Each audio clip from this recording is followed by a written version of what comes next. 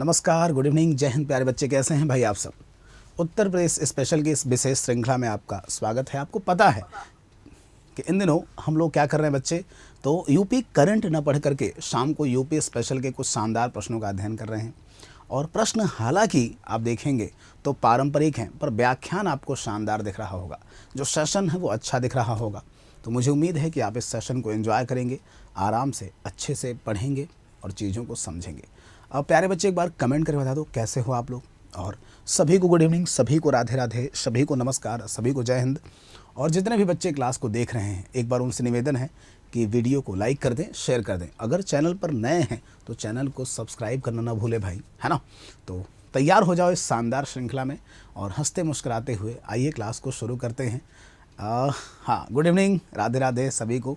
चलो भाई, तो यहाँ पर बच्चे देखेंगे, जैसा कि आपको पता है कि हम लोग इन दिनों एक विशेष सेगमेंट लेकर के चल रहे हैं। यानी क्लास की जब शुरुआत करते हैं तो कुछ ना कुछ बातों पर चर्चा करते हैं। जैसे कल हम लोगों ने चर्चा किया था वन डिस्ट्रिक्ट वन प्रोडक्ट पर, वैसे ही हम आज चर्चा करेंगे उत्तर प्रदेश के जो वन्य जीव अभ्यारण्य हैं और उत्तर प्रदेश के जो प्रमुख पक्षी विहार हैं, इनकी चर्चा करेंगे, है ना। तो सुनना भाई, देखो, अगर पूछा जाए कि कतरनिया घाट वन्य जीव अभ्यारण्य उत्तर प्रदेश में कहाँ पर है, तो याद रखना कतरनिया घाट जो वन्य जीव अभ्यारण्य है ना, ये कहाँ पर है बच्चे, बहराइच में। कहाँ पर? बहराइच में है कतरनिया घाट वन्य जीव अभ्यारण्य। ठीक बात है। उत्तर प्रदेश में जो महावीर स्वामी वन्य जीव अभ्यारण्य है, ये महावीर स्वामी वन्य जीव अभ्यारण्य कहाँ पर है? ललितपुर में। और इस महावीर स्वामी वन्य जीव अभ्यारण्य की खास बात क्या है कि उत्तर प्रदेश का सबसे छोटा वन्य जीव अभ्यारण्य है। क्या है? उत्तर प्रदेश का सबसे छोटा वन्य जीव अभ्यारण्य है। उत्तर प्रदेश का सबसे छोटा जो वन्य जीव अभ्यारण्य है बच्चे, ध्यान रखें, उत्तर प्रदेश का सबसे छोटा वन्य जीव अभ्यारण्य अगर देखा जाए तो ये हो जाएगा कौन सा? महावीर स्वामी वन्य जीव अभ्यारण्य। और ये कहाँ पर है? ललितपुर में। कहाँ पर है? ललितपुर में। यहाँ पर लगे हाथ में बता दूं कि उत्तर प्रदेश का जो सबसे बड़ा वन्य जीव अभ्यारण्य है ना, उत्तर प्रदेश का सबसे बड़ा वन्य जीव अभ्यारण्य कौन सा है अगर सवाल पूछा जाए तो यूपी का जो सबसे बड़ा वन्य जीव अभ्यारण्य है, आपको ध्यान रखना है कि उत्तर प्रदेश का सबसे बड़ा वन्य जीव अभ्यारण्य अगर देखा जाए तो यह मिल जाएगा क्या? यूपी का सबसे बड़ा वन्य जीव अभ्यारण्य अगर देखा जाए तो यह मिलेगा क्या बच्चे? इसको ध्यान रखना कि ये हस्तिनापुर वन्य जीव अभ्यारण्य है, कई जिलों में विस्तृत है। हस्तिनापुर जो वन्य जीव अभ्यारण्य है कई जिलों में विस्तृत है। तो ये बच्चे भूलना नहीं है, ये भी आपको याद रखना है ना, कि हस्तिनापुर वन्य जीव अभ्यारण्य अगर देखा जाए तो ये आपको दिखाई देगा और कई जिलों में ये विस्तृत है। क्या? कई जिलों में विस्तृत है ना। ये उत्तर प्रदेश का सबसे बड़ा वन्य जीव अभ्यारण्य है। चंद्रप्रभा वन्य जीव अभ्यारण्य की बात करें तो चंद्रप्रभा वन्य जीव अभ्यारण्य चंदौली में है। 1957 में इसकी स्थापना हुई और ये कहाँ पर है? चंदौली में है चंद्रप्रभा वन्य जीव अभ्यारण्य। क्या? चंदौली में है चंद्रप्रभा वन्य जीव अभ्यारण्य। याद रखना प्यारे, चंदौली में जो चंद्रप्रभा वन्य जीव अभ्यारण्य है अगर हम बात करें तो इसको थोड़ा सा ध्यान रखना, ये उत्तर प्रदेश का सबसे पुराना वन्य जीव अभ्यारण्य है। क्या है? यूपी का सबसे पुराना वन्य जीव अभ्यारण्य है।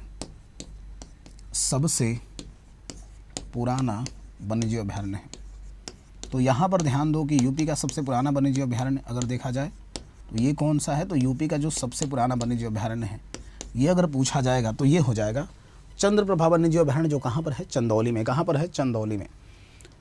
किशनपुर वन्य जीव अभ्यारण्य की जब बात करेंगे तो किशनपुर जो वन्य जीव अभ्यारण्य है अगर बात करें तो ये हो जाएगा, है ना।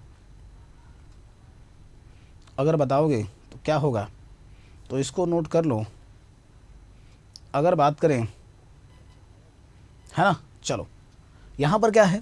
किशनपुर वन्य जीव अभ्यारण्य कहाँ पर मिलेगा? लखीमपुर खीरी में। जल्दी से नोट कर लो, किशनपुर जो वन्य जीव अभ्यारण्य है ये कहाँ पर मिलेगा? लखीमपुर खीरी मिलेगा। क्या? लखीमपुर खीरी में, है ना। तो किशनपुर वन्य जीव अभ्यारण्य कहाँ पर मिलेगा? यह मिलेगा लखीमपुर खीरी में। क्या? लखीमपुर खीरी में। चलो आगे बढ़ते हैं और अगले प्रश्न पे चर्चा करते हैं। क्या आगे बढ़ते हैं और अगले प्रश्न पे चर्चा करते हैं? अगर बात करें तो ये बता सकते हो, है ना। बहुत बढ़िया।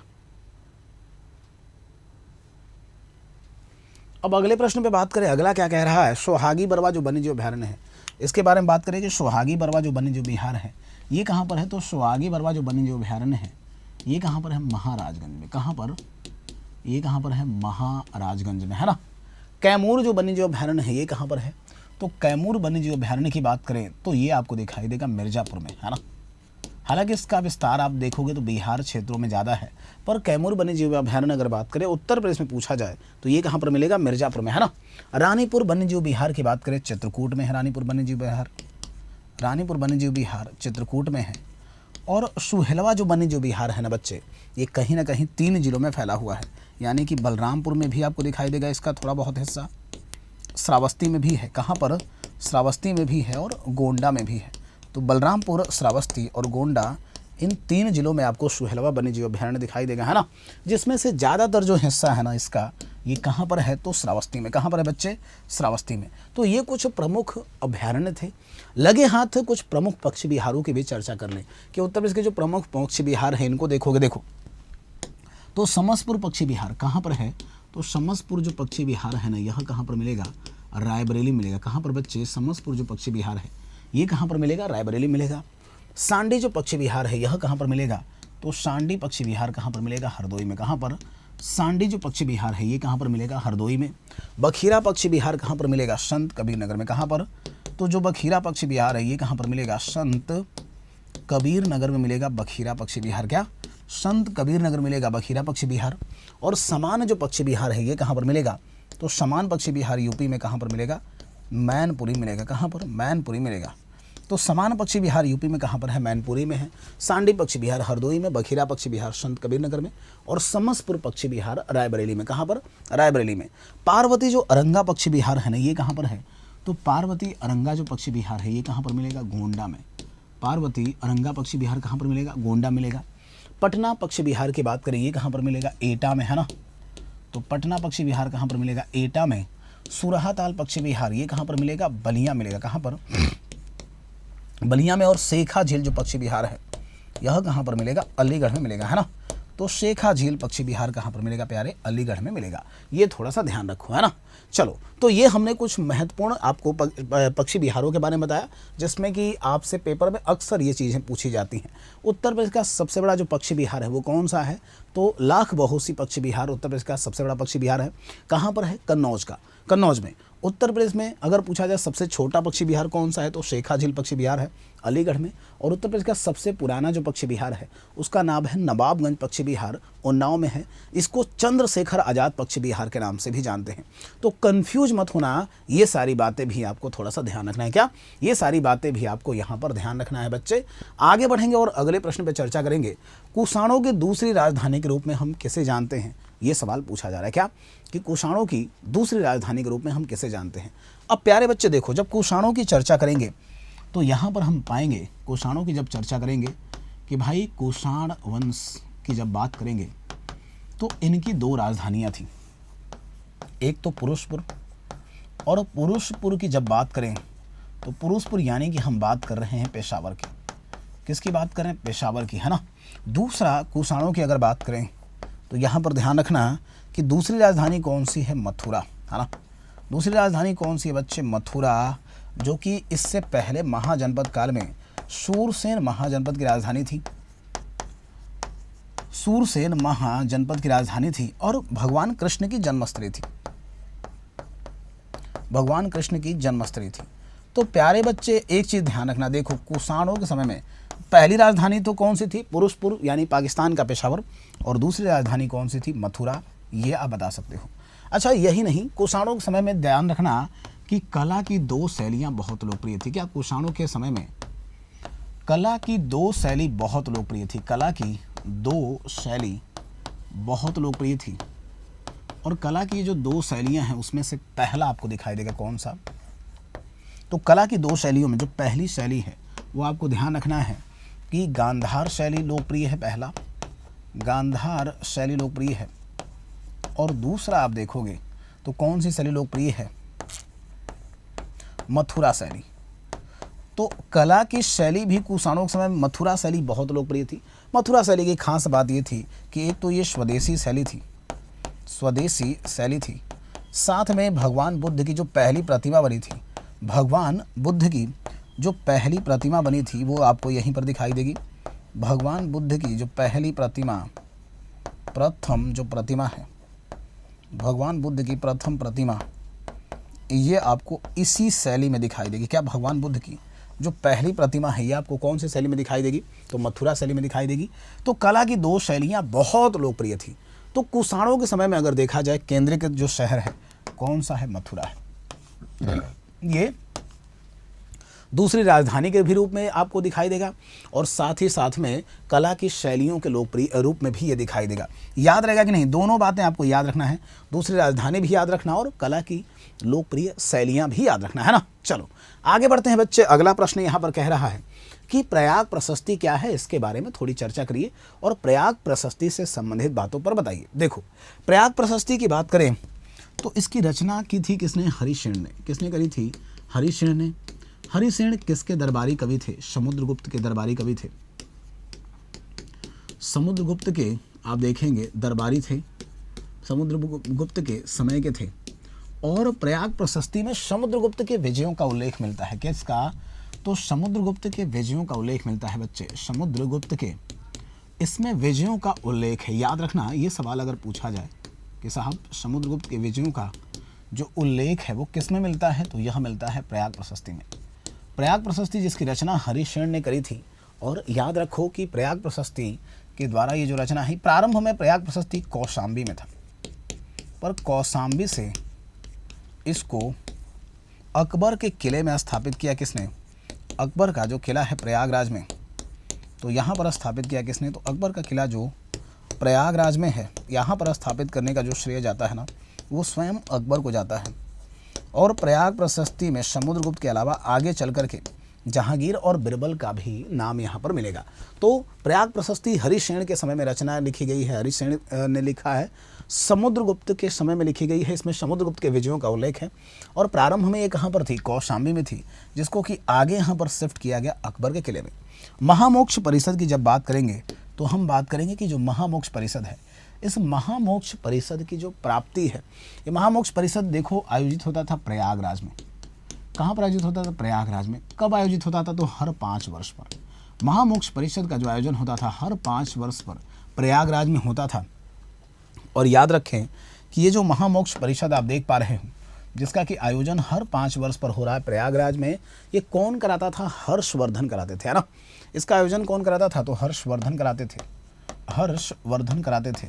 और हर 5 वर्ष में जो भी अपना यहाँ पर आमदनी थी, जो भी अपना आय था, उसका वितरण कर दिया करते थे, है ना।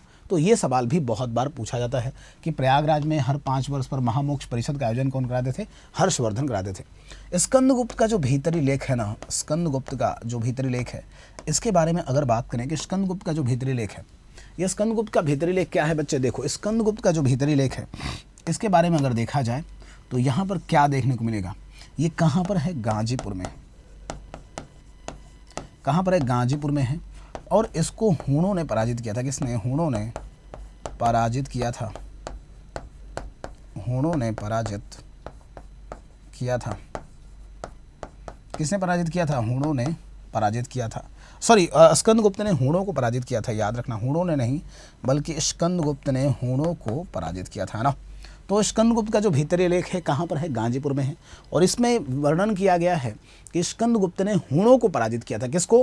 हूणों को पराजित किया था। तो याद रखो बच्चे, प्रयाग प्रशस्ति, महामोक्ष परिषद और स्कंदगुप्त का भीतरी लेख, ये सभी हमारे लिए महत्वपूर्ण हैं और सभी के सभी हमें ध्यान रखना है। क्या? सभी के समय हमें ध्यान रखना है। आगे बढ़ते हैं। उत्तर प्रदेश राज्य का अध्यक्ष कौन होता है, ये सवाल पूछा जाए तो यूपी राज्य का अध्यक्ष कौन होता है अगर बात करें तो इसके बारे में ध्यान रखना कि उत्तर प्रदेश राज्य का जो अध्यक्ष होता है वो होता है राज्यपाल। कौन होता है? उत्तर प्रदेश राज्य का जो अध्यक्ष होता है ये कौन होता है? राज्यपाल होता है ना। कौन होता है बच्चे? राज्यपाल। अब देखो राज्यपाल का जो पद होता है भारतीय संविधान के अनुच्छेद 153 में राज्यपाल का पद का उल्लेख है। किसका? राज्यपाल का जो पद है इसका उल्लेख है भारतीय संविधान के 153 में। 154 में कहा गया है कि राज्यपाल जो होगा ये राज्य के कार्यपालिका का प्रमुख होगा। क्या का होगा? तो राज्य का जो कार्यपालिका है ना, इस कार्यपालिका का प्रमुख होगा। तो राज्य की कार्यपालिका का प्रमुख कौन होगा? राज्यपाल होगा। ये व्यवस्था कहाँ पर मिलेगी? अनुच्छेद 154 में मिलेगी। कहाँ पर? अनुच्छेद 154 में मिलेगी, है ना। 155 के तहत राज्यपाल की नियुक्ति का प्रावधान है। तो भारतीय संविधान के 155 में राज्यपाल की नियुक्ति का प्रावधान है और राज्यपाल की जो नियुक्ति होगी किसके द्वारा होगी? राष्ट्रपति के द्वारा होगी। और राष्ट्रपति के प्रसाद पर्यंत ये काम करता है। किसके? तो राष्ट्रपति के प्रसाद पर्यंत काम करता है ना। तो अनुच्छेद 155 में नियुक्ति है राष्ट्रपति के प्रसाद पर्यंत। अनुच्छेद 154 में राज्यपाल के बारे में कहा गया है कार्यपालिका प्रमुख होगा। अनुच्छेद 100 आप देखेंगे ना तो 59 में शपथ के बारे में बात की गई है कि राज्यपाल का जो शपथ है ना, ये राज्यपाल को जो शपथ है कौन दिलवाएगा भाई? तो राज्यपाल को शपथ उच्च न्यायालय के मुख्य न्यायाधीश दिलवाएंगे, है ना। तो ये सारी बातें आपको दिखाई देंगी। जबकि अनुच्छेद 161 में कहीं ना कहीं राज्यपाल के क्षमादान का प्रावधान है। अब राज्यपाल से जो अगला सवाल यहाँ पर देखना है कि भाई साहब राज्यपाल का जो सामान्य कार्यकाल होता है वो कितना होता है? तो सामान्य जो कार्यकाल होता है राज्यपाल का वो 5 वर्ष होता है। कितना होता है बच्चे? 5 वर्ष होता है ना। आधिकारिक कार्यकाल नहीं होता है, याद रखना, क्योंकि राष्ट्रपति के प्रसाद पर्यंत काम करते हैं तो आधिकारिक कार्यकाल कोई नहीं होगा। हाँ, तो सामान्य कार्यकाल 5 वर्ष होता है। और जो आयु है ना राज्यपाल बनने के लिए, वो आयु कितनी निर्धारित की गई है? 35 वर्ष निर्धारित की गई है। कितनी बच्चे? 35 वर्ष निर्धारित की गई है। तो उत्तर प्रदेश राज्य का जो अध्यक्ष होता है ये कौन होता है? तो अध्यक्ष आप बता सकते हो राज्यपाल होता है। कौन होता है? राज्यपाल। ऑप्शन संख्या क्या होगा? ऑप्शन संख्या ए होगा। उत्तर प्रदेश राज्य का जो राज्यपाल होगा ये अध्यक्ष होगा, है ना। कार्यपालिका का प्रमुख होता है। अगर पूछा जाए पहला यहाँ पर जो अध्यक्ष पहले राज्यपाल कौन थे उत्तर प्रदेश के? तो स्वतंत्रता के बाद जो पहले राज्यपाल देखने को मिले, वो कौन देखने को मिली? सरोजनी नायडू।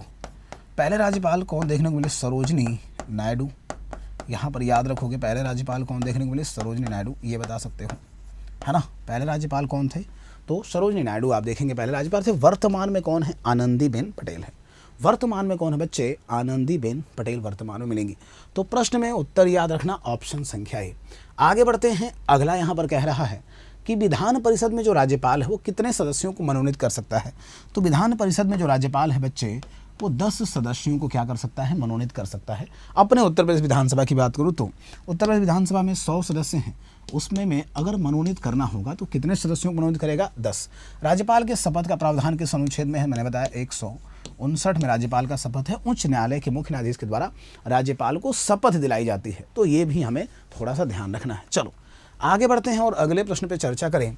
उत्तर प्रदेश में महाधिवक्ता के पद पर, क्या उत्तर प्रदेश में जो महाधिवक्ता है इनके पद पर नियुक्ति के लिए कितने वर्षों के न्यायिक अनुभव की आवश्यकता है? क्या कितने वर्षों के न्यायिक अनुभव की आवश्यकता है? कमेंट करके बताइए सभी बच्चे जो देख रहे हैं, है ना।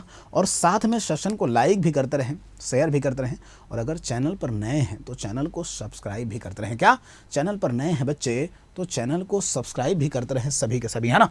चलो अब महाधिवक्ता की बात करेंगे।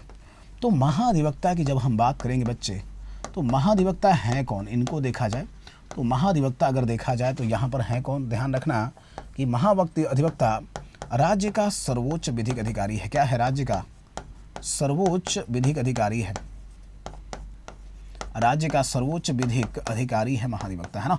कौन है? तो राज्य का सर्वोच्च विधिक अधिकारी है महाधिवक्ता। याद रखना क्या है बच्चे? राज्य का सर्वोच्च विधिक अधिकारी है ना। अगर देखा जाए तो इसके पद का जो उल्लेख है भारतीय संविधान में किस अनुच्छेद में है? अनुच्छेद 165 में इसका उल्लेख है। भारतीय संविधान के अनुच्छेद 165 में इसका उल्लेख है। महाधिवक्ता की नियुक्ति कौन करता है? तो महाधिवक्ता की अगर नियुक्ति की बात हो तो महाधिवक्ता की नियुक्ति की जाती है किसके द्वारा? तो ये राज्यपाल के प्रसाद पर्यंत काम करता है। किसके प्रसाद पर्यंत? राज्यपाल के प्रसाद पर्यंत काम करता है। प्रसाद पर्यंत काम करता है ना।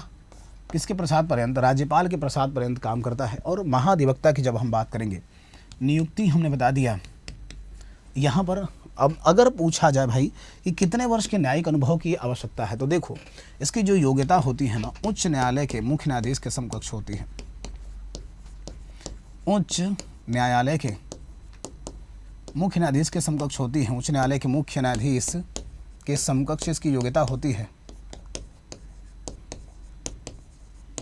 उच्च न्यायालय के मुख्य न्यायाधीश के समकक्ष इसकी योग्यता होती है। और जो अनुभव होता है ना वो कितने वर्ष का होता है? तो 10 वर्ष का न्यायिक अनुभव होता है। 10 वर्ष का न्यायिक अनुभव होता है ना। तो यहाँ पर जो प्रश्न पूछ रहा है इसका उत्तर क्या हो जाएगा, 10 वर्ष। कमेंट करके बताइए कि उत्तर प्रदेश के वर्तमान महाधिवक्ता कौन है, जरा कमेंट करके बताना कि यूपी के वर्तमान जो महाधिवक्ता हैं वो हैं कौन। एक बार बढ़िया से कमेंट कर बता दो, क्या एक बार अच्छे से कमेंट कर बता दो उत्तर प्रदेश के वर्तमान जो हैं महाधिवक्ता हैं कौन। आगे बढ़ते हैं। उत्तर प्रदेश की सीमा कितने राज्यों और केंद्र शासित प्रदेशों से स्पर्श करती है। देखो उत्तर प्रदेश की जो सीमा है अगर हम बात करें तो यहाँ पर मध्य प्रदेश से शुरू करें तो मध्य प्रदेश के बाद छत्तीसगढ़,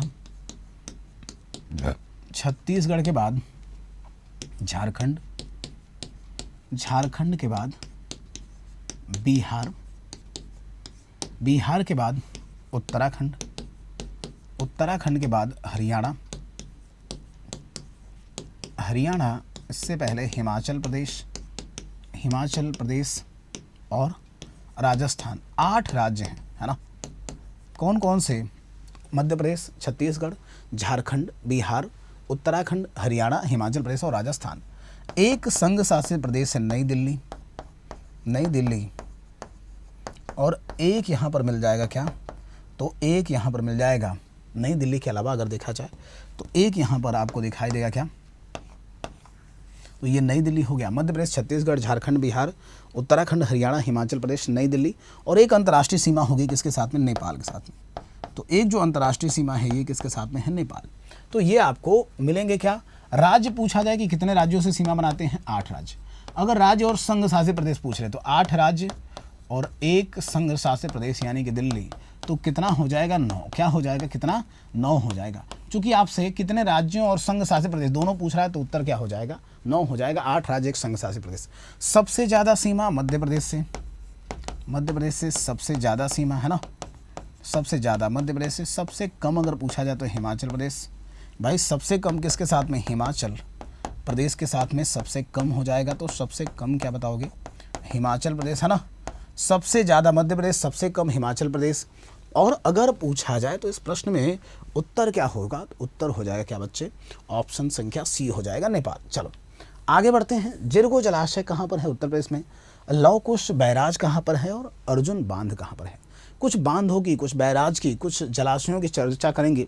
तो सबसे पहले ध्यान दो कि जिरगो जलाशय कहाँ पर है, तो यह मिलेगा कहाँ पर, मिर्ज़ापुर में। कहाँ पर, मिर्ज़ापुर में मिलेगा। जिरगो जलाशय कहाँ पर मिलेगा, तो यह मिलेगा कहाँ पर बच्चे, मिर्ज़ापुर में। मल्टीपल टाइम पूछा जाता है कि जिरगो जलाशय कहाँ पर है, मिर्ज़ापुर में है।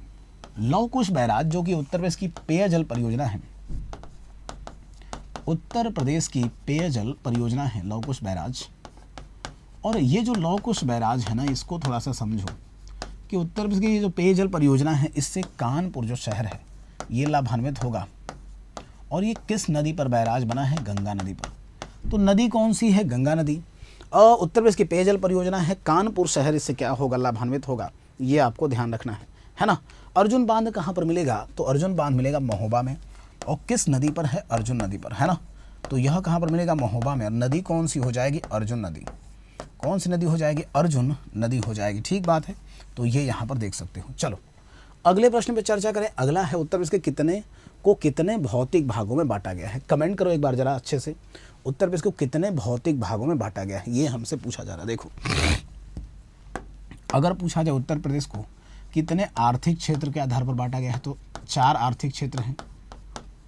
कितने आर्थिक क्षेत्र हैं, 4 आर्थिक क्षेत्र हैं।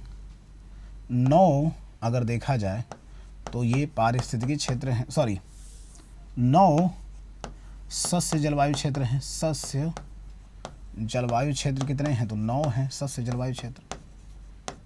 सस्य जलवायु क्षेत्रों की संख्या कितनी है, 9 है। 4 आर्थिक क्षेत्र हैं, 20 पारिस्थितिकी क्षेत्र हैं। 20 क्या है, पारिस्थितिकी क्षेत्र है। 20 पारिस्थितिकी क्षेत्र है ना। इसी तरीके से अगर देखा जाए तो यहाँ पर आप बता सकते हो कि मृदा समूह क्षेत्र कितने हैं, 8 मृदा समूह क्षेत्र हैं। 8 मृदा समूह क्षेत्र हैं, मृदा समूह क्षेत्र हैं। और अभी हाल ही में घोषित किया गया कि 6 शिक्षा क्षेत्र बनेंगे। एजुकेशन आपको दिखाई देगा 6, है ना। तो ये थोड़ा सा ध्यान रखो। 4 आर्थिक क्षेत्र, 9 सस्य जलवायु क्षेत्र, 20 पारिस्थितिकी क्षेत्र, 8 मृदा समूह क्षेत्र और 6 शिक्षा क्षेत्र। इसमें से भौतिक अगर बात करें यहाँ पर क्या, तो भौतिक भागों की बात करें तो भौतिक भागों में उत्तर प्रदेश को 3 भौतिक भागों में बांटा गया है। पहला भाबर और तराई क्षेत्र, पहला भाबर व तराई क्षेत्र, भाबर व तराई क्षेत्र। दूसरा भाबर और तराई क्षेत्र के अलावा अगर देखा जाए तो यहाँ पर बताओगे गंगा यमुना का विशाल मैदान, गंगा यमुना का विशाल मैदान, ये आपको दूसरा यहाँ पर दिखाई देगा, गंगा यमुना का विशाल मैदान। और तीसरा जो है यह दिखाई देगा क्या, तो तीसरा अगर बात करें बच्चे तो दक्षिण का पठारी क्षेत्र। क्या, दक्षिण का पठारी क्षेत्र। तो 3 भागों में बांटा गया है, दक्षिण का पठारी क्षेत्र। पुराने समय में शिवालिक श्रेणी को भी रखा जाता था जो कि हिमाचल प्रदेश का क्षेत्र है, पर अब उसको हटा दिया गया है। तो भौतिक जो विभाजन होगा 3 आप देखेंगे, 4 आर्थिक क्षेत्र हैं, 9 कृषि जलवायु क्षेत्र हैं, 20 पारिस्थितिक क्षेत्र हैं, 8 मृदा समूह क्षेत्र हैं और 6 क्या हैं, तो 6 यहाँ पर शिक्षा क्षेत्र हैं। प्रश्न का उत्तर क्या होगा, ऑप्शन संख्या सी। आगे बढ़ते हैं, शारदा नहर की बात करें तो शारदा नहर की जब चर्चा होगी तो शारदा नहर को याद रखना बच्चे कि शारदा नहर क्या है, उत्तर प्रदेश की सबसे बड़ी नहर प्रणाली है। उत्तर प्रदेश की सबसे बड़ी नहर प्रणाली कौन सी है, तो यूपी की जो सबसे बड़ी नहर प्रणाली है ना, ये शारदा नहर है। सबसे बड़ी नहर प्रणाली कौन सी है, यूपी की सबसे बड़ी नहर प्रणाली कौन सी है, शारदा नहर है। इसको बनाया गया था 1928 में, 1920 में काम शुरू हुआ, 1928 में ये इन्होंने काम करना शुरू कर दिया। पूर्वी यमुना नहर की बात करें 1830 में इसको बनवाया गया था। हालांकि ये शाहजहां के समय की मानी जाती है और उत्तर प्रदेश की सबसे पुरानी नहर है ना। तो सबसे बड़ी हो गया, फिर सबसे पुरानी नहर प्रणाली हो गई। तो उत्तर प्रदेश की सबसे पुरानी नहर प्रणाली कौन सी है, तो यूपी की सबसे पुरानी नहर प्रणाली हो जाएगी 1830। सपरार नहर, अगर आपसे पूछा जाए साहब कि सपरार नहर का क्या है, तो सपरार नहर आपको ध्यान रखना है झांसी में है। किस नदी पर है, सपरार नदी पर है। क्या, झांसी में है और कृष्ण नदी पर है, तो ये बता सकते हो कि झांसी में है और किस नदी पर है, तो ये बता सकते हो। नदी कौन सी हो जाएगी, सपरार नदी, है ना। तो सपरार नहर झांसी में ही है और नदी कौन सी है, सपरार नदी। आगे बढ़ते हैं, उत्तर प्रदेश के किस क्षेत्र की जो मिट्टी है वो गन्ना और धान के लिए महत्वपूर्ण है। क्या, गन्ना और धान के लिए महत्वपूर्ण है। जल्दी से बताओ कि भाबर क्षेत्र की मृदा है, तराई क्षेत्र की मृदा है, उपयुक्त दोनों है या फिर इनमें से कोई नहीं। देखो जो भाबर क्षेत्र की मृदा है ना बच्चे, भाबर क्षेत्र की जो मृदा है ये ऊबड़ खाबड़ मृदा है। किस प्रकार की, ऊबड़ खाबड़ मृदा है। तो ये तो निश्चित रूप से उपजाऊ उतनी नहीं होगी। तराई क्षेत्र की जो मृदा है ना बच्चे, ये यहाँ पर देखोगे तो पतली महीन मृदा है, पतली महीन मृदा है। पानी यहाँ पर मिलेगा आपको, नदियों से जो पानी है वो रिश्ता रहता है, तो पानी की उपलब्धता है, पानी की उपलब्धता है। और पानी की अगर उपलब्धता है तो इसका मतलब ये है कि धान और जो गन्ना है इस क्षेत्र में, तराई क्षेत्र में अच्छे होंगे। हालांकि अगर तराई क्षेत्र को देखोगे ना तो पानी की उपलब्धता होने कारण और पानी मिट्टी के अंदर होने कारण मच्छरों की जो आबादी है ना ये ज़्यादा है। क्या है, मच्छरों की जो आबादी है ज़्यादा है और मच्छरों की आबादी ज़्यादा होने की वजह से आपको ध्यान रखना है कि ये जो क्षेत्र है स्वास्थ्य के लिए हानिकारक है। क्या है, तो स्वास्थ्य के लिए हानिकारक है। क्या है बच्चे, स्वास्थ्य के लिए आप बता सकते हो हानिकारक, है ना। तो ये थोड़ा सा ध्यान रखना कि स्वास्थ्य के लिए क्या है, हानिकारक है ना। याद रखोगे। प्रश्न का उत्तर क्या हो जाएगा, तराई क्षेत्र। ऑप्शन संख्या क्या हो जाएगा, बी होगा प्रश्न का उत्तर। उत्तर प्रदेश राज्य खनिज विकास निगम, इसकी स्थापना कब की गई थी। उत्तर प्रदेश राज्य जो खनिज विकास निगम है इसके बारे में बात करें, मैंने बताया है आपको कि उत्तर प्रदेश राज्य जो खनिज विकास निगम है, देखो खनिज की अगर बात करें ना तो उत्तर प्रदेश राज्य एक मध्यम निम्न श्रेणी का खनिज उत्पादक राज्य है। यहाँ पर खनिज बहुत ही कम मिलेंगे और ज़्यादातर अगर देखा जाए तो बुंदेलखंड जो क्षेत्र है यही खनिज संपन्न क्षेत्र है ना। बुंदेलखंड जो क्षेत्र है यही क्या है, खनिज संपन्न क्षेत्र है। अदरवाइज अगर देखें तो उत्तर प्रदेश कहीं ना कहीं आपको दिखाई देगा किस रूप में, तो उत्तर प्रदेश कहीं ना कहीं आपको दिखाई देगा प्यारे यहाँ पर किस रूप में, तो कृषि प्रधान राज्य के रूप में, है ना। लेकिन उत्तर प्रदेश राज्य में जो खनिज विकास निगम है इसकी स्थापना कब की गई थी, 1974 में की गई थी। कब की गई थी, 1974 में की गई थी।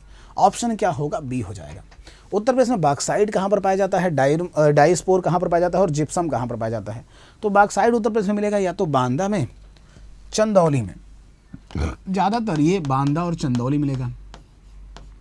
और मैंने आपको पढ़ाते समय कल भी पढ़ाया था कि बॉक्साइड का शोधन उत्तर प्रदेश में हिंडाल्को जो संस्था है उसके द्वारा किया जाएगा, जो सोनभद्र के रेणुकूट में है।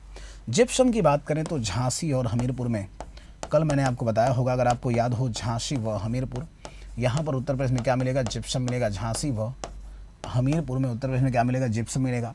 और डाइस्पोर की बात करें तो झांसी, ललितपुर और महोबा, यहाँ पर आपको डाइस्पोर दिखाई देगा, है ना। तो डाइस्पोर आपको कहाँ पर दिखाई देगा, तो झांसी, हाँ आप देखेंगे महोबा और ललितपुर, यहाँ पर आपको डाइस्पोर दिखाई देगा। झांसी, महोबा और ललितपुर, यहाँ पर आपको क्या दिखाई देगा, डाइस्पोर दिखाई देगा, है ना। ये बता सकते हो। आगे बढ़ें, अगला यहाँ पर कह रहा है कि उत्तर प्रदेश में पर्यटन विकास निगम की स्थापना कब की गई थी। जल्दी से बता दो कि उत्तर प्रदेश में पर्यटन विकास निगम की स्थापना कब की गई थी। देखो भाई, उत्तर प्रदेश पर्यटन की अपार संभावनाएं उत्तर प्रदेश में है। जैसे आगरा, उत्तर प्रदेश में जितनी भी धरोहर स्थल हैं सब आगरा में हैं। अयोध्या का भी जीर्णोद्धार किया गया तो कहीं ना कहीं अयोध्या भी आपको दिखाई देगा भाई। इसी तरीके से मथुरा कृष्ण जी की जन्मभूमि है। इसके अलावा इस समय बरसाना की होली चल रही है बहुत ही लोकप्रिय तरीके से। वाराणसी उत्तर प्रदेश की जो सांस्कृतिक राजधानी है, ये भी घूमने के लिहाज से बहुत ज़बरदस्त है। भगवान शिव की नगरी है। गोरखपुर भी अगर देखा जाए तो यहाँ पर भी बहुत सारी चीज़ें घूमने को मिलेंगी। तो घूमने की अपार संभावनाएं हैं उत्तर प्रदेश में, और इन अपार संभावनाओं को तराशने के लिए उत्तर प्रदेश पर्यटन विकास निगम की स्थापना की गई थी 1974 में। कब की गई थी, 1974 में, है ना। तो उत्तर प्रदेश जो पर्यटन विकास निगम है इसकी स्थापना कब की गई थी, 1974 में। अगर हम 2024 में देखें कि उत्तर प्रदेश में सबसे ज़्यादा पर्यटक कहाँ पर आए, तो 2024 में अयोध्या में आए थे। इससे पहले ये रिकॉर्ड आगरा के पास रहता था। 2025 में अभी प्रयागराज की शुरुआत हुई कुंभ मेले, और यहाँ पर 66 करोड़ से ज़्यादा लोग स्नान कर चुके। तो 2025 में तो रिकॉर्ड आंकड़ा रहेगा किसके पास में, प्रयागराज के पास में, है ना। और 2024 में ये आंकड़ा किसके पास में रहा, तो 2024 में सबसे ज़्यादा लोग अयोध्या में आए। हालांकि प्रयागराज के साथ ही अयोध्या और बनारस ये भी पूरा हाउसफुल चल रहे थे, क्योंकि जो पर्यटक आ रहे थे ना उत्तर प्रदेश में, वो इस तरीके से आ रहे थे कि उनको प्रयागराज में स्नान करना है, इसके बाद उनको देखना है क्या, प्रभु श्री राम का मंदिर, और फिर उनको देखना है क्या, तो उनको वाराणसी में बाबा विश्वनाथ का दर्शन करते हुए घर चले जाना है। प्रयागराज में आप देखेंगे तो कुंभ का इस बार आयोजन भी हुआ। उत्तर प्रदेश पर्यटन की जो टैगलाइन है, यूपी नहीं देखा तो इंडिया नहीं देखा। क्या बच्चे, यूपी नहीं देखा तो इंडिया नहीं देखा। तो ये थोड़ा सा देख लेना कि यूपी नहीं देखा तो इंडिया नहीं देखा, ये जो टैगलाइन है किसकी है, तो यूपी नहीं देखा तो इंडिया नहीं देखा। ये टैगलाइन अगर देखा जाए ना बच्चे, तो ये किसकी टैगलाइन है, यूपी नहीं देखा तो इंडिया नहीं देखा। प्रश्न का उत्तर होगा कि यूपी नहीं देखा तो इंडिया नहीं देखा। ये जो टैगलाइन है आपको दिखाई देगी कहाँ पर, तो ये जो टैगलाइन है बच्चे, ये उत्तर प्रदेश पर्यटन की टैगलाइन है कि यूपी नहीं देखा तो इंडिया नहीं देखा, है ना। चलो अब देखो उत्तर प्रदेश में कुछ पर्यटन सर्किट को देख लेते हैं कि कौन कौन से पर्यटन सर्किट हैं और यहाँ से क्या क्या प्रश्न बन सकते हैं। जैसे हस्तिनापुर, काम्पिल्य और अहिछत्र, ये महाभारत सर्किट हैं। क्या है बच्चे, तो महाभारत सर्किट हैं। महाभारत जो परिपथ हैं ये आप देख सकते हो, महाभारत सर्किट। तो ये अगर पर्यटन सर्किट की बात करें तो इसमें से पहला है महाभारत सर्किट, हस्तिनापुर, काम्पिल्य और अहिछत्र। हस्तिनापुर में अगर देखा जाए तो मेरठ क्षेत्र पड़ता है, काम्पिल्य यानी कि ये पड़ेगा फर्रुखाबाद, और अहिछत्र यानी कि बरेली। बिठूर, काकोरी और मेरठ ये स्वतंत्रता संग्राम सर्किट है। क्या है, स्वतंत्रता संग्राम सर्किट है। हालांकि बिठूर जब आप देख रहे होंगे तो आपको ऐसा लग रहा होगा कि सर ये बताइए बिठूर जो मामला है इसका भाई क्या मामला है, क्योंकि बिठूर तो कानपुर में है और इसको तो आप पढ़ाते हैं महर्षि वाल्मीकि की नगरी। लेकिन 1857 में बिठूर में भी एक बड़ी क्रांति हुई थी, इसलिए इसको भी हम स्वतंत्रता संग्राम संग्रहालय के सर्किट के तहत रखते हैं। आगरा, मथुरा और अगर देखा जाए वृंदावन, ये जो ब्रज सर्किट या ब्रज परिपथ के अंतर्गत में आते हैं।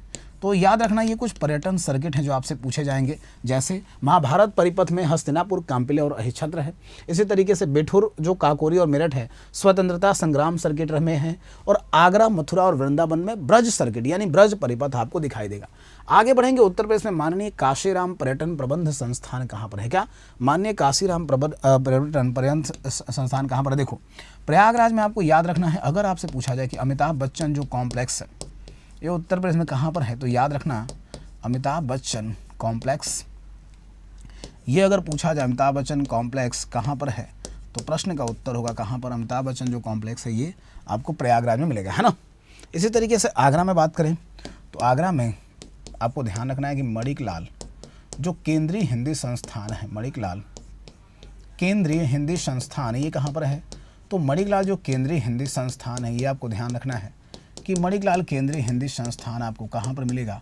तो यह मिलेगा आगरा में, है ना। इसी तरीके से अगर बात करें बच्चे ग्रीन पार्क कहाँ पर मिलेगा? तो कानपुर नगर में आपको ग्रीन पार्क मिलेगा। पर यहाँ पर जो सवाल पूछ रहा है ना, माननीय काशीराम पर्यटन प्रबंध, ये कहाँ पर मिलेगा? तो ये मिलेगा लखनऊ में। कहाँ पर? लखनऊ में, है ना। वीवी गिरी श्रम संस्थान अगर चर्चा कर लें कि जो वीवी गिरी राष्ट्रीय श्रम संस्थान है, ये कहाँ पर है? तो वीवी गिरी जो श्रम संस्थान है बच्चे, श्रम संस्थान, ये कहाँ पर मिलेगा? तो वीवी गिरी जो श्रम संस्थान है ये आपको नोएडा मिलेगा। कहाँ पर? नोएडा में, है ना। तो इसको भी नोट कर लो, ये कहाँ पर मिलेगा? नोएडा में। आगे बढ़ते हैं। भारतीय कालीन प्रौद्योगिकी संस्थान उत्तर प्रदेश में कहाँ पर है? तो भारतीय कालीन प्रौद्योगिकी संस्थान की जब चर्चा होगी तो आपको बताना होगा भारतीय कालीन प्रौद्योगिकी संस्थान कहाँ पर है? भदोही में। कहाँ पर? भदोही में। इसी तरीके से केंद्रीय बकरी अनुसंधान संस्थान कहाँ पर है? तो मखदूम में है केंद्रीय बकरी अनुसंधान संस्थान, और ये जगह कहाँ पर है? मथुरा में। कहाँ पर? मथुरा में। हरिश्चंद्र अनुसंधान संस्थान कहाँ पर है? तो हरिश्चंद्र अनुसंधान संस्थान मिलेगा कहाँ पर? प्रयागराज में। कहाँ पर? प्रयागराज में। भारतीय सब्जी अनुसंधान संस्थान कहाँ पर है? वाराणसी में है। भारतीय सब्जी अनुसंधान संस्थान कहाँ पर है? वाराणसी में है भारतीय सब्जी अनुसंधान संस्थान। तो कालीन प्रौद्योगिकी संस्थान भदोही, केंद्रीय बकरी अनुसंधान संस्थान मखदूम, हरिश्चंद्र अनुसंधान संस्थान प्रयागराज और भारतीय सब्जी अनुसंधान संस्थान वाराणसी। उत्तर प्रदेश राज्य की जो पहली पर्यटन नीति थी, ये कब लागू की गई थी?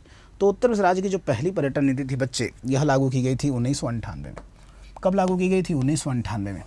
और 1998 में ये जो पर्यटन नीति है, इसी समय पर्यटन को उद्योग का दर्जा दिया गया। क्या बच्चे? पर्यटन को उद्योग का दर्जा दिया गया था। तो ये सिंपल सा प्रश्न है और इसको इसी तरीके से लिख सकते हैं कि भाई साहब पर्यटन को उद्योग का दर्जा दिया गया और कब दिया गया? तो पर्यटन को उद्योग का दर्जा दिया गया, ये कब दिया गया? तो ये बता सकते हो 1998 में, है ना। ऑप्शन क्या हो जाएगा? डी। आगे बढ़ते हैं।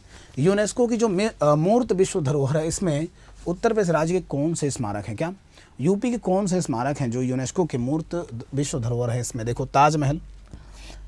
ताजमहल की जब बात करेंगे तो आपको याद रखना होगा कि ताजमहल अगर देखा जाए 1983 में ये यूनेस्को के विश्व धरोहर स्थली में है। आगरा का किला, इसको भी शामिल किया गया 1983 में ही, और फिर फतेहपुर सीकरी ये 1986 में। तो ये तीनों ही आपको यहाँ पर विश्व धरोहर स्थली में दिखाई देंगे। क्या? तीनों ही आपको दिखाई देंगे विश्व धरोहर स्थली में, है ना। दरअसल उत्तर प्रदेश में 3 ही विश्व धरोहर स्थली हैं और ये तीनों आपको यहाँ पर दिखाई पड़ रहे हैं। आगे बढ़ते हैं। अगला है बावनी इमली शहीद स्थल कहाँ पर है? दुर्वासा ऋषि का आश्रम कहाँ पर है? और अकबर का किला उत्तर प्रदेश में कहाँ पर है? देखो अकबर ने 2 किले बनवाए हैं, एक तो आगरा में है, और आगरा में ये जो किला है ना, अकबर का किला आगरा में अगर देखा जाए तो ये जो किला है बच्चे, इसको बनवाया गया था अगर देखें तो लाल पत्थरों से, इसलिए इसको आगरा का लाल किला भी कहते हैं। तो अगर सवाल कहीं पर ये पूछे कि भाई लाल किला यूपी में कहाँ पर है, आप क्या बताओगे? आगरा में। किसने बनवाया है? अकबर ने। अच्छा, दूसरा इन्होंने बनवाया है प्रयागराज में। तो प्रयागराज वाला जो ये जो किला है ना, इसी को हम लोग प्रायः अकबर का किला कहते हैं। क्या प्रयागराज वाला जो किला है ना, इसी को हम लोग कहते हैं अकबर का किला। दूसरा दुर्वासा ऋषि का आश्रम उत्तर प्रदेश में अगर पूछा जाए कहाँ पर है, तो दुर्वासा ऋषि का जो आश्रम है यूपी में, यह कहाँ पर मिलेगा? प्रयागराज में मिलेगा दुर्वासा ऋषि का आश्रम। कहाँ पर? प्रयागराज में। बावनी इमली शहीद स्थल ये कहाँ पर है? तो फतेहपुर में है। 1857 क्रांति के दौरान इस इमली के वृक्ष पर 52 लोगों को यहाँ पर क्या कर दिया गया था? फांसी दी गई थी। इसलिए इस जगह को ही बावनी इमली शहीद स्थल के नाम से जानते हैं। क्या? इस जगह को ही हम बावनी इमली शहीद स्थल के नाम से जानते हैं। तो अगर सवाल पूछे कि उत्तर प्रदेश में बावनी इमली शहीद स्थल कहाँ पर है, प्रश्न का उत्तर क्या होगा? फतेहपुर हो जाएगा। आगे बढ़ते हैं। उत्तर प्रदेश में रामलीला को अमूर्त सांस्कृतिक विश्व धरोहर सूची में कब शामिल किया गया? देखो कुछ ऐसी चीज़ें हैं जिसको कि अमूर्त विरासत में शामिल किया गया है, जैसे राजस्थान का एक बहुत ही पॉपुलर लोक नृत्य है कालबेलिया, और झारखंड में, पश्चिम बंगाल में और ओडिशा में एक लोकप्रिय लोक नृत्य है छऊ। इनको शामिल किया गया 2010 में। जो अमूर्त विश्व धरोहर स्थल है ना, या अमूर्त विश्व धरोहर सूची है ना, इसमें बहुत पुराने लोक नृत्य मिलेंगे, इसमें बहुत पुरानी परंपरा मिलेगी। तो ऐसी दशा में कालबेलिया और छऊ को शामिल किया गया 2010 में। ऐसे ही योग को शामिल किया गया, नवरोज को शामिल किया गया। योग और नवरोज को शामिल किया गया था 2000 कब? तो 2016 में। कुंभ मेले को इसमें शामिल किया गया कब? तो कुंभ जो मेला है इसको शामिल किया गया 2017 में यूनेस्को की विश्व धरोहर स्थली में। दुर्गा पूजा को भी शामिल किया गया है। पश्चिम बंगाल का जो दुर्गा पूजा है बहुत लोकप्रिय है और इसको शामिल किया गया 2021 में। और इसी तरीके से जो गरबा है गुजरात में, तो गुजरात में जो गरबा है ना इसको शामिल किया गया था 2023 में, है ना। तो ये कुछ ऐसी परंपराएं हैं जो बहुत लंबे समय से चली आ रही हैं। सिमिलरली उत्तर प्रदेश में रामलीला है जो पूरे उत्तर प्रदेश में लोकप्रिय है। क्या है? पूरे उत्तर प्रदेश में लोकप्रिय है। और ये रामलीला जो है एक लोक नाट्य शैली है, थिएटर प्रोग्राम है जिसका आयोजन होता है दशहरा के समय। और लोक नाट्य शैली ये जो थिएटरल प्रोग्राम है ना ये बहुत पॉपुलर है। क्या है? बहुत पॉपुलर है। अब देखो इसको कब शामिल किया गया था? तो इसको शामिल किया गया था 2008 में। कब शामिल किया गया? इसको 2008 में शामिल किया गया। तो ये बता सकते हो भाई इसको कब शामिल किया गया? 2008 में। ऑप्शन संख्या क्या हो जाएगा? ऑप्शन संख्या सी हो जाएगा, है ना। तो यहाँ पर बताओगे भाई कहीं ना कहीं कालबेलिया और छऊ बता सकते हो पूछा जाए तो, योग और नवरोज बता सकते हो पूछा जाए तो। सिमिलरली अगर बात करें कुंभ मेला बता सकते हो क्योंकि ये भी चर्चा में भी है। दुर्गा पूजा और गरबा तो हालांकि अलग राज्यों के हैं। और रामलीला को कब शामिल किया गया था? 2008 में। ऑप्शन संख्या क्या हो जाएगा? सी होगा इस प्रश्न का उत्तर 2008। चलो आगे बढ़ेंगे। अतरंजी खेड़ा जो स्थल है ये कहाँ पर है भाई? अतरंजी खेड़ा जो स्थल है ये कहाँ पर है? देखो कानपुर में। हम अभी बता के आ रहे हैं कि एक बिठुर है जो बहुत ही पॉपुलर शहीद स्थली के रूप में देखते हैं। लखनऊ में काकोरी जो शहीद स्थली है ये आपको मिलेगा। काकोरी शहीद स्थली है ये आपको मिलेगा ऐतिहासिक इस दृष्टि से देखा जाए तो। और यहाँ पर जो सवाल पूछ रहा है ये हो जाएगा कौन सा? एटा, है ना। तो अतरंजी खेड़ा अगर देखा जाए उत्तर प्रदेश के किस जिले में है? एटा में है। ऑप्शन संख्या ए होगा। लाक्षागृह अगर पूछा जाए भाई लाक्षागृह कहाँ पर है? गीता प्रेस कहाँ पर है? शहीद महत कहाँ पर है? देखो गीता प्रेस जिसकी स्थापना 1923 में है ये धार्मिक पत्रिकाओं का प्रकाशन करती है। क्या करती है? इसका काम क्या है? तो धार्मिक पत्रिकाओं का प्रकाशन करना इसका काम है। क्या है?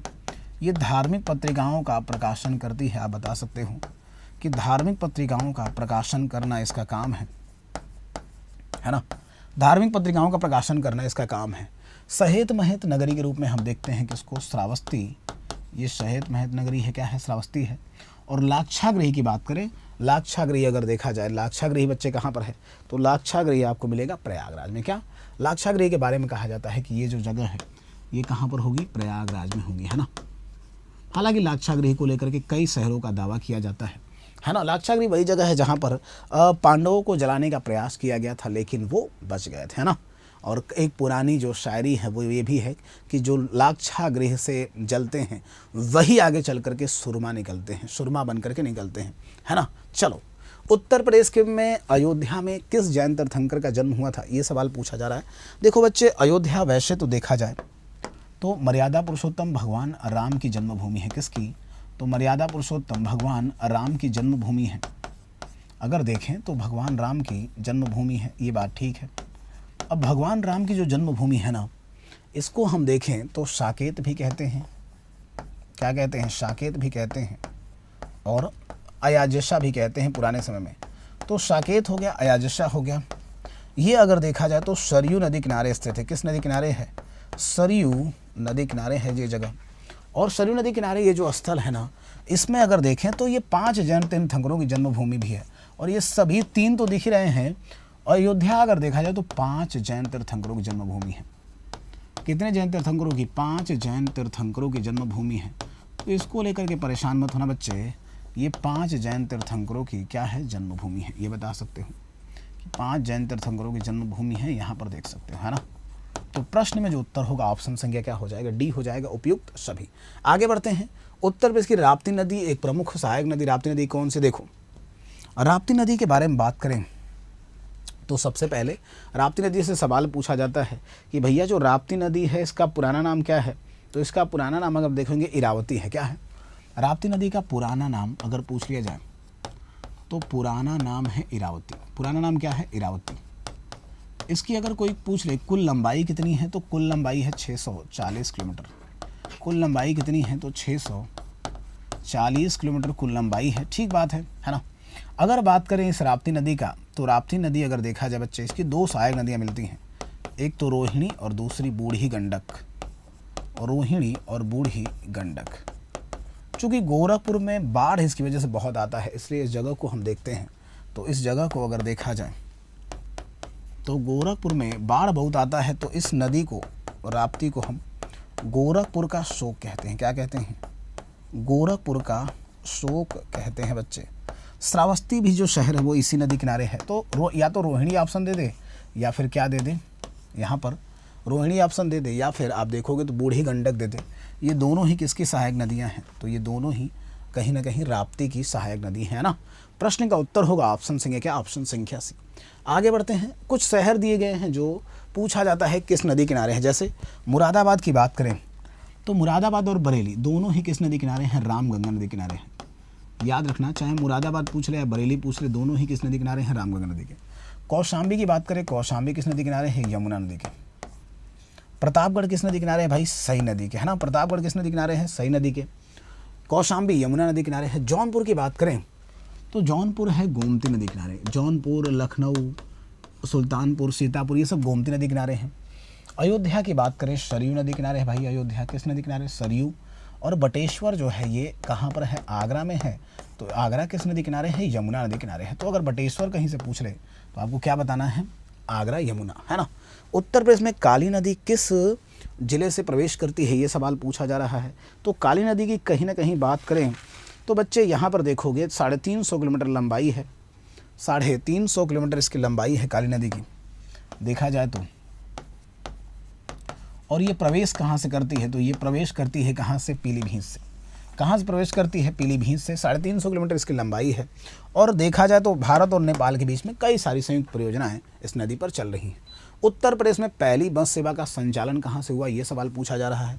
उत्तर प्रदेश में जो पहली बस सेवा है ना प्यारे, इसका संचालन हुआ था 1947। कब हुआ था? 1947 में, है ना। लखनऊ से बाराबंकी के बीच में ये सेवा शुरू की गई थी। तो इसको क्या बताओगे भाई? 1947। आगे बढ़ते हैं। उत्तर प्रदेश की जो पहली रेल सेवा है, ये सवाल अगर पूछ ले तो यूपी की पहली रेल सेवा 1859 में शुरू की गई थी। कहाँ से शुरू की गई थी? प्रयागराज से कानपुर के बीच में शुरू की गई थी। कहाँ से? प्रयागराज से कानपुर के बीच में शुरू की गई थी। तो ये यहाँ पर बता सकते हो, प्रयागराज से कानपुर। लखनऊ मेट्रो का जो परिचालन है ये कब हुआ था? लखनऊ मेट्रो का परिचालन हुआ था 2014 में। कब हुआ? 2014 में, है ना। चलो, उत्तर प्रदेश राज्य सरकार ने किस वर्ष में संस्कृति विभाग की स्थापना की? संस्कृति विभाग की स्थापना अगर पूछा जाए उत्तर प्रदेश सरकार के द्वारा, तो उत्तर प्रदेश सरकार के द्वारा जो संस्कृति विभाग है इसकी स्थापना 1956-57 में किया गया था। कब किया गया था? 1956-57 में। सीधे सीधे उत्तर याद रखो, ऑप्शन संख्या ए। आगे बढ़ते हैं। उत्तर प्रदेश में भातखंडे संगीत संस्थान कहाँ है? सर देखो, भातखंडे संगीत संस्थान की बात करें 1926 में एक कॉलेज था जिसका नाम था Marris college of Hindustani music. Marris college of Hindustani music, Hindustani music. तो ये आपको दिखाई देगा Marris college of Hindustani music. कहाँ पर? लखनऊ में। 1966 में ये सरकार अपने कब्जे में ले लेती है और इसका नाम बदल करके भातखंडे संगीत संस्थान कर देती है। क्या कर देती है? भातखंडे संगीत संस्थान कर देती है। ये बात ठीक है। अब देखो, भातखंडे जो संगीत संस्थान है इसको देखोगे, इसकी स्थापना कहाँ पर हुई? तो लखनऊ में हुई। लखनऊ में हुई। और लखनऊ में हुई ये जो संस्था है ना, ये आप देखोगे तो अपनी तरह का उत्तर प्रदेश का पहला संगीत विश्वविद्यालय है। उत्तर प्रदेश का पहला संगीत विश्वविद्यालय है। तो अपनी तरफ से उत्तर प्रदेश का पहला संगीत विश्वविद्यालय है, ये देख सकते हैं, है ना। यहाँ पर हम लोग डिस्कस कर सकते हैं, ठीक बात है। अब यूपी का पहला संगीत विश्वविद्यालय लखनऊ में स्थित है। 2023 में सरकार ने इसको राज्य सरकार का राज्य विश्वविद्यालय का दर्जा दिया और इसका नाम रख दिया भातखंडे संस्कृति संस्थान।